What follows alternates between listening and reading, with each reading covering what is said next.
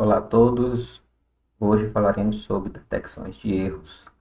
Bem, os erros podem ocorrer em qualquer transmissão de dados, né? Sejam em circuitos integrados, discos, memórias, periféricos, transmissão entre computadores, não importa. Se houver transmissão de dados, esses erros podem acontecer. Geralmente pode acontecer por interferência eletromagnética, envelhecimento do componente, algum curto-circuito, poeira, defeito no equipamento. E esses erros têm algumas características. Não existe transmissão que seja 100% segura, né? Eles são inevitáveis, em algum momento eles vão acontecer. Então pode acontecer em apenas um único bit ou pode acontecer em mais de um bit. Geralmente a distribuição é heterogênea. Isso significa o quê? Que se um erro aconteceu um agora e aconteceu outro daqui a 10 segundos, não quer dizer que daqui aos próximos 10, mais 10, a cada 10 segundos vai acontecer um erro, né? Se por acaso um erro acontecer de uma certa frequência, né, uma distribuição constante, isso a gente não chama de erro, a gente chama de vício, né? O equipamento está defeituoso, então o equipamento tem que ser trocado. Já que os erros são inevitáveis, quais são os tratamentos que nós temos? Então, dependendo muito do meio de transmissão e para que serve essa transmissão. Então, algumas técnicas são ignorar o erro. Aconteceu o erro, infelizmente, eu não posso fazer nada. Passa para frente, a vida segue. Podemos trabalhar com eco, detectar e solicitar uma retransmissão, quando nos casos que vale a pena ter essa retransmissão, mas em alguns casos não vale a pena pedir a retransmissão, custa muito caro. Então, nesse caso, a gente detecta e corrige. Ignorar o erro. Então, ele é indicado quando não compensa a retransmissão. Vamos imaginar aqui nas nossas TVs. Certo? Então, uma antena transmite para milhares de TVs. Se um determinado dado não chegou na minha televisão, ela não vai pedir retransmissão, porque se ela pedir retransmissão, todo mundo vai receber novamente o dado repetido, né? Então, não compensa. Então, nesse caso, e às vezes o erro é irrelevante, não um pixelzinho lá que veio borrado, ou uma mancha, ou um eco na voz, não vai matar ninguém. Né? Perder um dadozinho ali, uma fração de segundo, o pessoal entende tanto o áudio quanto o vídeo. Né? Então, nesse caso, não recompensa. Não, o custo de retransmitir seria muito alto. Então, é mais fácil ignorar o erro. Isso acontece também na telefonia, em algumas aplicações de tempo real não tem como pedir retransmissão, porque senão acaba toda a ideia do tempo real. E geralmente transmissões broadcast, né, como é o caso da TV digital, também da nossa telefonia. Né? Na broadcast, um transmite e vários escutam. Como é que funciona o eco? Então, a transmissão é repetida do mesmo dado, por exemplo, 3 vezes, né? Então, eu quero mandar este dado aqui, esse texto, Olá Mundo. Então, na minha transmissão, eu não mando só Olá Mundo, eu mando Olá Mundo repetido 3 vezes, né? Então, cara, Olá Mundo. Nesse caso aqui veio Olá Mundo. Então, esse aqui era o dado original, porém, o erro veio lá no repetido, né? Então, características, é ineficiente. Vamos supor que tem 1, 2, 3, 4, 5, 6, 7, 8, 9. Tem 9 caracteres, terminei mandando 27, né? Então, custa caro a largura, a quantidade de dados transmitida ser aumentada desnecessariamente, né? Existe uma alta probabilidade do erro não estar no dado que eu queria. Provavelmente o erro estará na repetição. Okay? Então, custa caro para transmitir. Eu queria apenas um pequeno dado, terminei mandando um dado bem maior. Custa caro transmitir essa quantidade de dados. Imagina que eu quero transmitir 1 GB. Se eu demorar, digamos, 1 hora para transmitir 1 GB, para transmitir esse mesmo 1 GB, eu teria que transmitir 3, né? Então seria o triplo do tempo, o triplo da quantidade de dados a ser transmitida, né? Então custa caro. Você pode ter o azar do erro estar sempre no mesmo lugar. Vamos imaginar o seguinte, que eu mandei Olá Mundo, mas eu por algum motivo mandei Olá Nundo, Olá Nundo, Olá Nundo. Né? O erro aconteceu aqui, aqui, aqui. Então, houve erro, mas o algoritmo não vai identificar. Por quê? Porque ele comparou, tá, esse é igual a esse, que é igual a esse. Então, beleza. Esse é igual a esse, que é igual a esse. Então, beleza. Esse é igual a esse. E aquele nundo, nundo, nundo. Ah, então, tudo beleza. Não houve erro. Então, o algoritmo também não é muito legal. Né? Então, trabalhar com eco não vale muito a pena. Existem outros códigos, né, que eles trabalham com detecções de erro. Então, detectar um erro é uma tarefa muito mais simples do que detectar e corrigir. Hoje nós veremos apenas a parte da detecção. A correção ficará para a aula futura. Nem sempre é possível solicitar retransmissão. Imagina aquele robozinho que está lá em Marte. Leva 4 horas para um comando sair daqui e chegar lá, ele entender e mais 4 horas para ele responder que entendeu, né? Então, se eu mandou um dado para lá e ele percebeu que um bitzinho lá veio errado, ele não vai pedir novamente para retransmite, porque senão ia ser 4 horas para chegar lá, mais 4 horas para voltar dizendo que deu erro e mais 4 horas para mandar uma nova retransmissão. Então não compensa, né? Então todos os métodos que trabalham com detecção de erro utilizam bits extras. O primeiro código que nós veremos é o bit de paridade. Ele é extremamente simples, certo? Consiste apenas em adicionar um bit de redundância após um determinado número de bits. E existe uma lógica atrás desse bit, né? A gente não vai inserir de qualquer forma. O número de bits transmitidos deve ser par. Número de bits 1, certo? A quantidade de uns dentro da palavra transmitida não é a palavra de dados original, é a palavra transmitida, ou seja, é a palavra de dados original mais o bit de paridade. A quantidade deve ser par, ok? Outra forma que a gente pode ver essa mesma lógica é na palavra de dados, ok? O número de uns é ímpar. Se for ímpar, então isso é verdade. E se for verdade, verdade é 1. Então a gente vai inserir 1. Se não for ímpar, então é falso. Se for falso, é porque é 0. Então a gente vai inserir 0. Ok? Por exemplo, nós temos aqui o caractere A, código ASCII, né? No código ASCII, nós temos 7 bits para definir todos os caracteres. Então, nós temos até no máximo 128 caracteres distintos. Porém, todo caractere ASCII tem 8 bits, porque o último bit é um bit de paridade. Okay? Então, nós temos 1, 2, 3, 4, 5, 6, 7 bits. Então, esses aqui são os bits de dados e o último bit será o bit de paridade. Então vamos lá, seguindo essa primeira lógica aqui. O número de bits transmitidos deve ser par. Então nós temos quantos bits 1? Ok, pessoal? Quantos bits 1? Nós temos 1, 2. Então eu tenho que botar mais um aqui e continuar par. Se eu botar 1, passa a ser 3. Veja que é na palavra transmitida, não é na palavra de dados. Okay? Então na palavra transmitida teria 1, 2, 3. Então eu não posso colocar 1, só posso colocar 0. Então, eu colocando 0, nós temos apenas 2 bits 1. Tudo certinho, é só transmitir.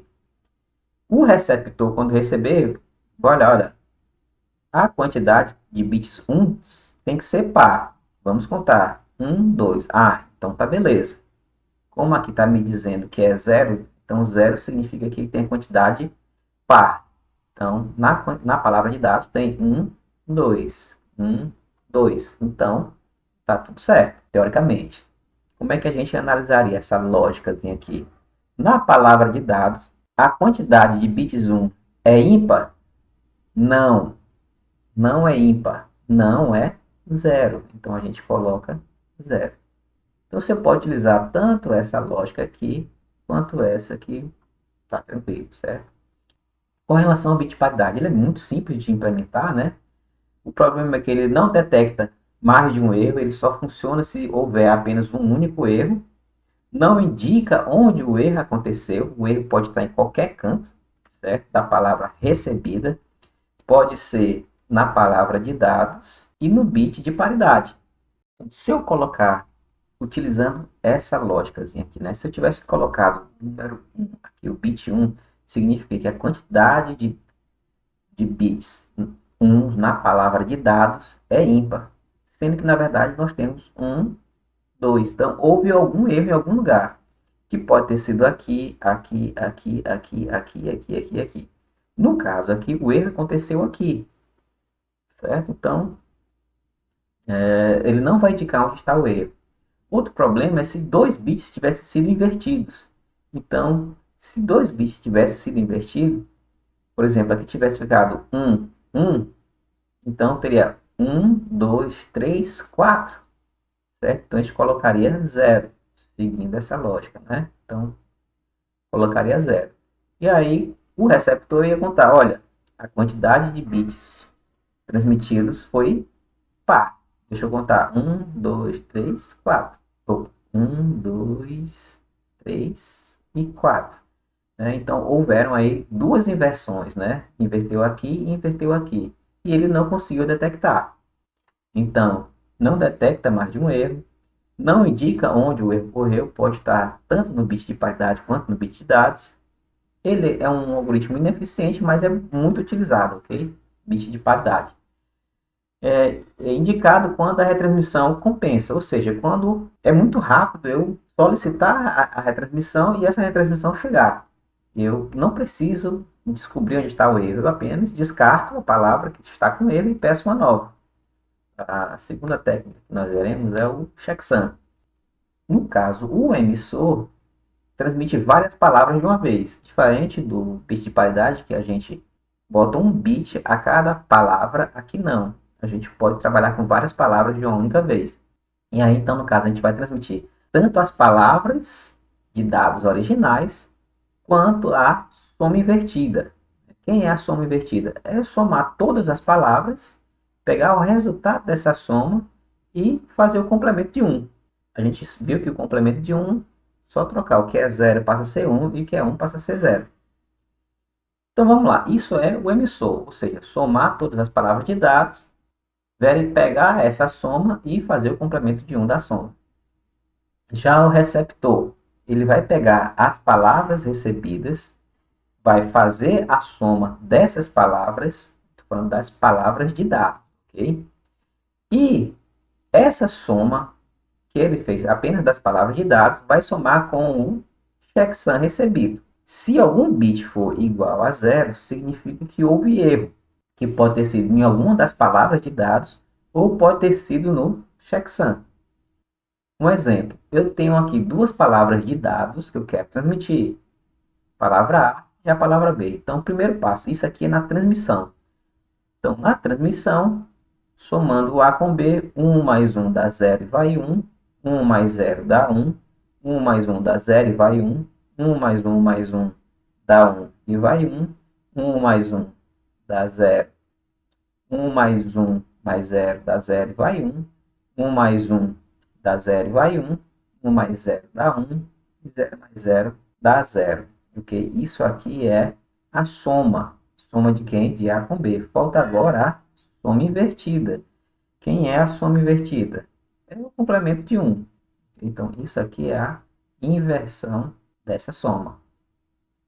Bem, então, o transmissor vai transmitir quem? A palavra A palavra B e mais a soma invertida. Bem, o receptor vai receber as palavras, né? Palavra A, B e mais a soma invertida. Então, o que é que ele vai fazer? Primeiramente, trabalhar com A e B recebido. Pode ser que o A e o B, alguns dos dois tenham dado erro, né? Então, ele vai fazer o quê? Somar A com B. 1 mais 1 dá 0 e vai 1. 1 mais 0 dá 1. 1 mais 1 dá 0 e vai 1. 1 mais 1 mais 1 dá 1 e vai 1. 1 mais 1 dá 0 e vai 1. 1 mais 1 dá 0 e vai 1. 1 mais 0 dá 1 e 0 mais 0 dá 0. Então, aqui é a soma de A com B, A e B recebidos.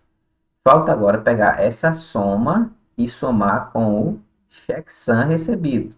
Então, está aqui o checksum recebido. Então, pegando essa soma, que é essa, somando com essa soma invertida, que é essa. Então, 0 mais 1 dá 1, 1 mais 0 dá 1, 0 mais 1 dá 1, dá 1, dá 1, dá 1, dá 1, dá 1. Veja, todos os bits deram 1, significa que está tudo certo. Não houve erro. Vamos lá. Agora uma recepção, uma transmissão com erro. Então, o receptor recebeu isso daqui, ok? Então, ele recebeu A, recebeu B, recebeu C. Ele não sabe onde está o erro. Eu botei aqui de vermelho para poder destacar, né? Que houve uma diferencinha aqui, certo? Mas o receptor não sabe disso, não vem de vermelhinho lá, né? O que é que ele tem que fazer? Pegar A e B, somar. essa soma ele vai somar com o checksum recebido. Então vamos lá, 1 mais 1 dá 0 e vai 1, 1 mais 0 dá 1, 0 mais 1 dá 1, 1 mais 1 dá 0 e vai 1, 1 mais 1 dá 0 e vai 1, 1 mais 1 dá 0 e vai 1, 1 mais 0 dá 1 e 0 mais 0 dá 0. Me perdoem porque ficou um pouquinho aqui meio torto, né? Mas não dá para se perder. Então essa aqui é a soma das palavras de dados recebidas. Falta agora pegar essa soma e somar com o checksum recebido. Então, somando com o checksum recebido, 0 mais 1 dá 1, 1 mais 0 dá 1, 1 mais 1 dá 0. Opa, vem aqui, indica que em algum lugar houve erro. Vamos lá. Então, 1 mais 1 dá 0 e vai 1. 1 mais 0 dá 1. Assim, 0 mais 1 dá 1, 0 mais 1 dá 1, 1 mais 0 dá 1 e 0 mais 1 dá 1. Ah, professor, mas aqui o erro foi na terceira coluna. Quer dizer que o erro aqui também foi na terceira coluna? Não, pessoal, a gente não pode dizer isso, porque houve um carry. Pode ser que um carry que começou aqui vá modificar um bit para cá, que joga um carry para cá, que joga para cá, que joga para cá. Então não tem como a gente dizer que só porque o erro aconteceu na terceira coluna, que o erro está na terceira coluna. Não necessariamente, certo? Então, ele só vai dizer que houve um erro que pode estar em A, em B ou no checksum recebido. É a única coisa que a gente pode afirmar. Um outro exemplo aqui de recepção com erro. Então, veja que aqui agora, em vez de eu ter um único erro, eu tenho dois erros. Okay? Comparado com o primeiro lá. Eu botei em A, pessoal, mas podia ser em erro em A, em B, podia ser no checksum, ia dar na mesma coisa. Então, vamos lá. Somando aqui A e B, nós teremos 1 mais 1, 0 vai 1. 0 mais 1 dá 1. 0 mais 1 dá 1. 1 mais 1 dá 0 e vai 1. 1 mais 0 dá 1. 1 mais 0 dá 1. 0 mais 0, 0, 0. Ok? Então, aqui a palavra, a soma da palavra de dados, que é a mesma aqui. E nós temos agora que fazer a soma com o checksum. Aqui o checksum recebido. Né? Então, A recebido, B recebido e checksum recebido. Somando tudo, 0 mais 1 dá 1. 1 mais 0 dá 1, 1 mais 1 dá 0 e vai 1, 1 mais 0 dá 1, 1 mais 1 dá 0 e vai 1, 1 mais 1 dá 1 e vai 1, 1 mais 0 vai 1, e 0 mais 1 dá 1.